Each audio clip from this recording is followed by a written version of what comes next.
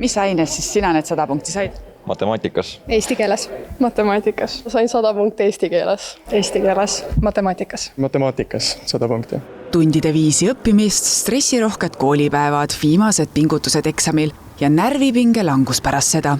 Kõik see on saatnud koolinoori viimastel kuudel ning need 81 noort on saanud hakkama millegagi, mis tundub paljudele uskumatuna. 100 punkti riigieksamil.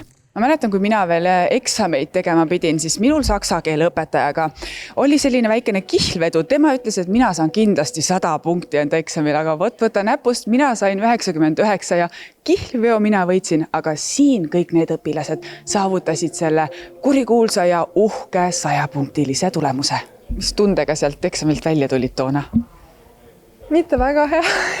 Siis ma kuidagi ei tundnud ennast nii hästi. Ma ootasin, et see tuleb nagu, et kordagi ei jookse ühe kokku, aga ühe korra ikkagi jooksis. Aga sellest ei olnud midagi, et ma läksin edasi ja sain tehtud. Ma väga tahtsin seda ise saada, sest ma põhikooli lõpetasin ka 100 punktiga. Ja muidugi peale eksamit oli siuke tunne, et äkki ei tule, aga lõpuks ikkagi tuli ja õnnelik tunne oli ikka. Ma arvan, see tuli küllaltki raskelt, et ma pidin seal töös päris palju parandama ja ümber kirjutama. Nii et pärast raskeid pingutusi sain 100 kätte. No eks ma eesti keeles olen muidu päris hea, aga see tuli kindlasti üllatusena, kuna ma jäin ikkagi korralikult ajahätta ja kirjavigu ma üldse ei jõudnud üle kontrollida. Ja ma ei jõudnud ka kogu kirjandit ümber kirjutada, et ma pidin mingid osad ära jätma, seega ma mõtlesin, et mul on vist ülipalju kirjavigu sees, et kõik on valesti ja ma oleks nagu lootnud, et vähemalt 80 punkti saan. Ja siis, kui ma lõpuks need tulemused lahti tegin ja nägin, et seal on see 100 punkti, siis ma pikalt ikkagi vaatasin, et äkki siin on mingi viga, et kus nagu mu päris tulemused ma nagu ei oleks kindlasti osanud arvata. No ütleks, et šokk ikkagi oli, kuigi proovieksamid olid ka hästi läinud, aga siis päris 100 ikkagi ma ei arvanud, et tuleb.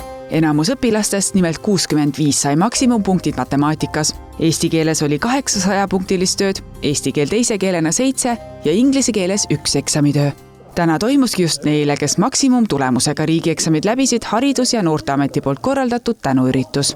Harno peadirektorina on muidugi mul hea meel, et Eesti õpilased on pingutamisvõimelised, nad on keskendumisvõimelised, nad suudavad enda teadmised ka sellises eksami olukorras mängu panna ja teha tubli tulemuse. Ma ikkagi arvan, et selle 100 punkti valem on ikkagi see, et on sul hea ettevalmistus ja kõik need aastad oleks ikkagi järjepidev töö.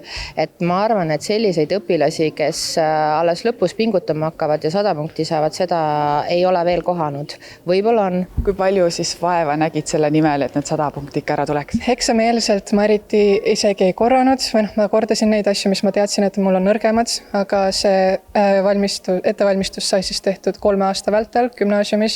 Ma lihtsalt õppisin kogu aeg hästi, ütleme nii. Ma ütleks, et ma nii palju ei õppinud, minu jaoks matemaatika on alati lihtne olnud.